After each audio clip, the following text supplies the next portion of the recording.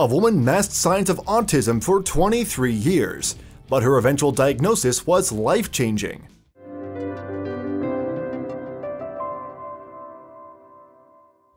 One day, Tracy Stewart and her daughter Jessica sat down with a psychologist, answering question after question. Soon after, the doctor had a diagnosis for Jessica: autism. At 23 years old, though, Jessica was first angered by the insinuation, but eventually, the surprising news changed her life for the better. An organization known as the Centers for Disease Control approximates that 1 in 59 children in America are affected by autism. Because the disorder is a spectrum, everyone with autism experiences something different. However, one might broadly recognize it by a person having difficulties with communication and through acting repetitively. Treatments and therapies for those with autism vary, with some needing strong support and others requiring little intervention. Interestingly, more men tend to be diagnosed with autism than women, while others suggest that a staggering 16 times more males receive the diagnosis. Experts have yet to pin down the exact causes of autism.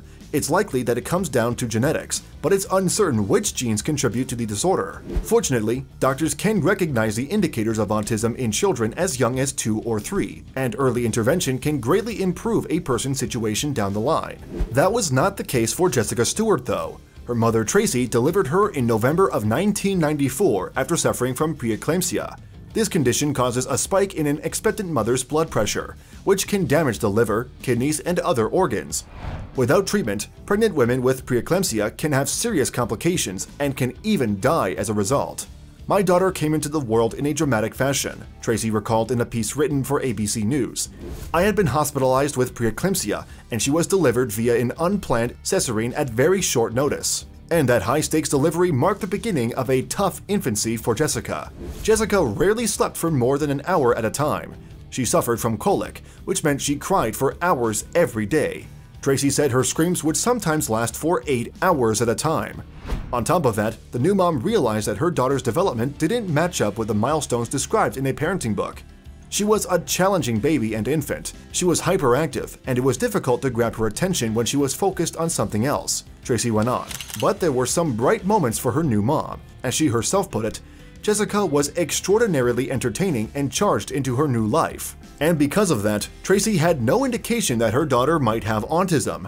Conversely, her mother said she was very sociable, didn't have an obvious intense interest in anything, could be empathetic and nurturing, and was able to make eye contact with people. This behavior continued as Jessica started school too. But Tracy did recall how her elementary school-aged daughter had trouble getting to know the majority of her classmates. Indeed, she chose to stay close to 1 or 2 friends instead. And yet, as Tracy wrote for ABC News, at the same time, Jessica was very sociable and would happily speak to strangers. Jessica could easily conduct these conversations because she'd been, according to Tracy, articulate from a very early age, questioning and intelligent. As a student, though, Jessica constantly had trouble with writing, to the point where Tracy petitioned for her daughter to receive extra help, but she didn't receive the support she needed.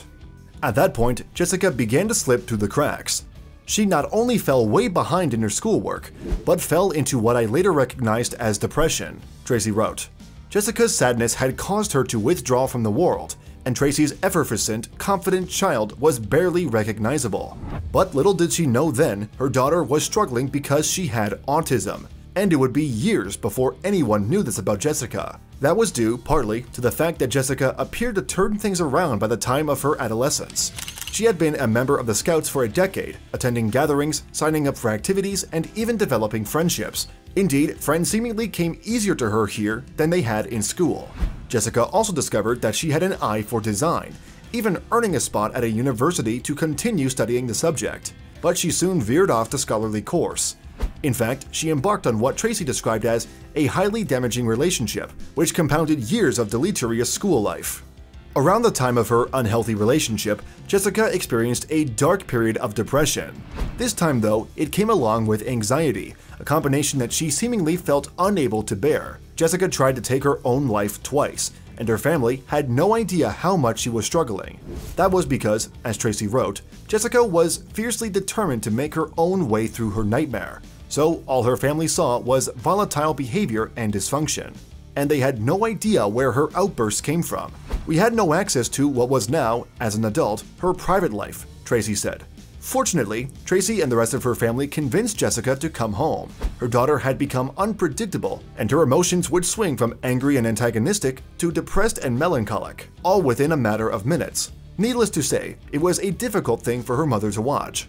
It wasn't practicable for me to stay home from work every day to watch over Jessica, Tracy recalled of this difficult time, especially as she mostly slept during the day. But I would have dreadful days at work, experiencing rising panic that she would make another attempt on her life.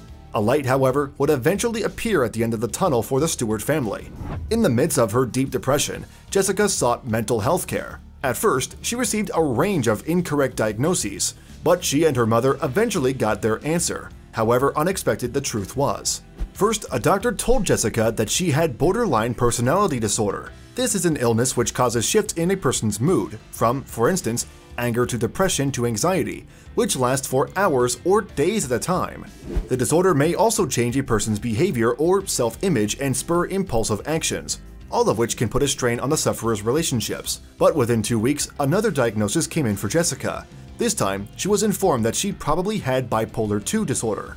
In cases of bipolar, a person experiences a cycle of moods that drop from high to low before shooting back from low to high. With bipolar II, though, the mood shifts are less extreme. A psychologist and a psychiatrist eventually sussed out the truth because of Jessica's behaviors. As Tracy recalled, she and her daughter spent several hours responding to questions, while the mental health experts ticked boxes to build an assessment of Jessica.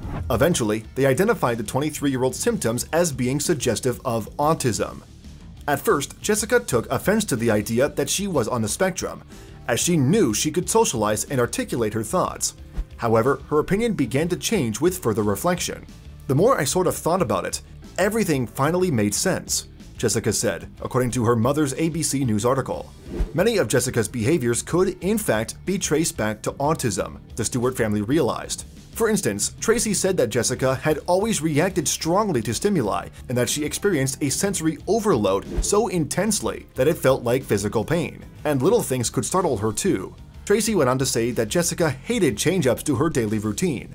She also regularly blurted out her bluntness thoughts at inappropriate times. The way she doesn't always understand the natural to and fro of conversation are always easily identified as part of the autistic life, Tracy revealed. Still, Jessica's now obvious symptoms hadn't raised any eyebrows for more than 2 decades of her life. It may seem shocking that at 23 years of age she found out she was on the spectrum, but it's actually not uncommon for autism to go undetected in young girls. Psychologist Ritu Campbell said it had to do with their ability to learn social masking. Social masking may have girls rehearsing bits of conversation to prepare themselves for social interaction, or they might mimic their peers. They might keep 1 or 2 friends, but generally struggle in groups. And all the while, girls with autism potentially have no idea that other people tend to not partake in social masking. Dr. Campbell said girls were particularly susceptible to social masking and thus able to hide their autism. This, she suggests, is because society encourages them to be affable and passive early on, and that may be one reason why more men and boys are known to be on the spectrum than women. Social masking very well could have played a part in Jessica's late diagnosis. She particularly identified with what Dr. Campbell said about the after effects of such a practice. The psychologist said social maskers often feel beyond exhausted after a social gathering, since it takes them so much effort to get through such an event. According to Tracy, this strikes a chord with Jessica, who says she is constantly surprised at how exhausting socializing can be for her. Unfortunately, Jessica would have a hard time overcoming such a sensation. After all, finding out that she was autistic was, in a matter of speaking, a confirmation that her life would have its challenges. "I did actually get quite depressed after learning I was autistic," Jessica said. "It was sort of the realization that a lot of things I've been hoping to change were never going to change, and I was always going to have a difficult life to some degree." Her mother also initially struggled with the news, because her daughter's life had in the past been so difficult. "I have grieved for the person she may have been if she had received the support and assistance she needed at the time," Tracy said. "I feel deep sadness for the complex confusion she has battled with and her exhausting efforts to be a chameleon." But the diagnosis did come with a positive twist. For one thing, Dr. Campbell revealed that while girls with autism proved difficult to pinpoint in the past, the healthcare industry continues to improve its diagnostic methods. And this step forward will surely change lives. For one, Jessica said it has changed hers. There is a growing body of research that refers to the lost generation of females who weren't diagnosed with autism in their younger years, Dr. Campbell told ABC News. Really because the more typically male presentation was more readily recognized.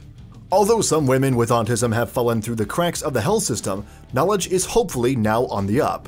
To that end, Dr. Campbell has had first-hand experience in diagnosing people with autism. It's her specialty, and so she has seen how much of a difference that an accurate diagnosis can make. My clients describe the process of being diagnosed with autism spectrum disorder as life-changing, the psychologist said. Often, a diagnosis helps explain a person's life experiences, and I guess it empowers them to appreciate their own neurological differences, Dr. Campbell said. And in many cases, the same was true for her patients' family members and friends too. After all, these are people who may have previously felt confused by their loved one's behavior.